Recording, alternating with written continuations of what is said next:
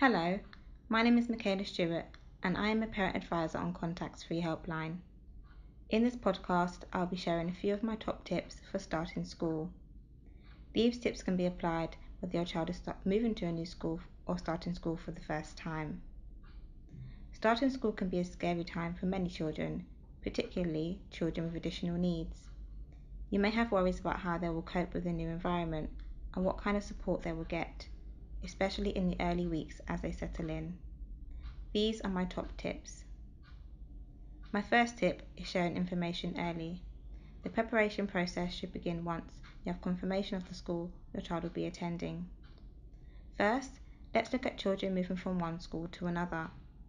You will provide information in admissions and registration forms, but it is important that your child's old school shares as much information as possible with their new school.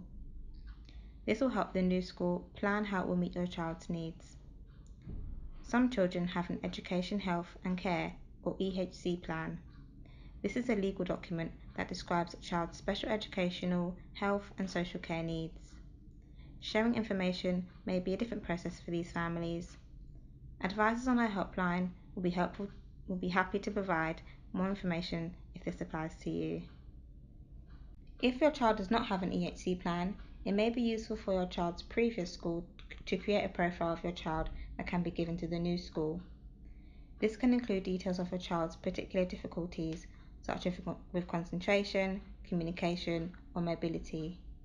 They may want to provide details of the adjustments needed to support your child's learning, like with writing aids, extra time for tasks, or visual timetables, and strategies that help them manage school life, such as a buddy system or timeout. If your child is starting school for the first time, you can provide this kind of information to the school yourself. But do not worry if you haven't done this before your child starts. There will be a chance to do this once the term begins. My second tip is to become familiar. Most schools invite parents and children to visit the school and meet key members of staff. If you do not receive an invitation to visit, it may be worth asking for a visit and a meeting with the school's Special Educational Needs Coordinator, often called a SENCO. This is a good opportunity to build a good relationship with members of staff and for you to ask questions about the setting. Visiting is also a chance for you and the staff to see how your child responds to different aspects of the setting. This will help you think about what they may enjoy and what they might find difficult when they begin.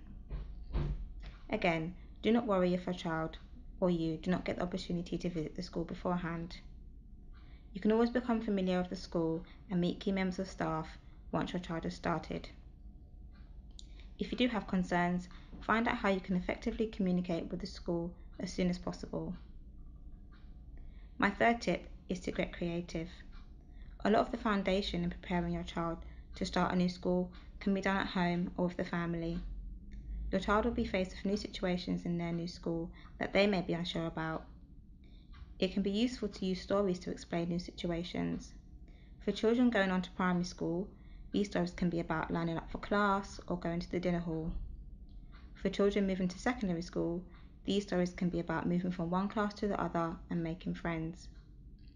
Another effective preparation tool is making an All About My New School booklet for your child. This can include lots of pictures of the school and basic information about members of staff who your child will see often. Whenever possible, practice the morning routine and journey with your child.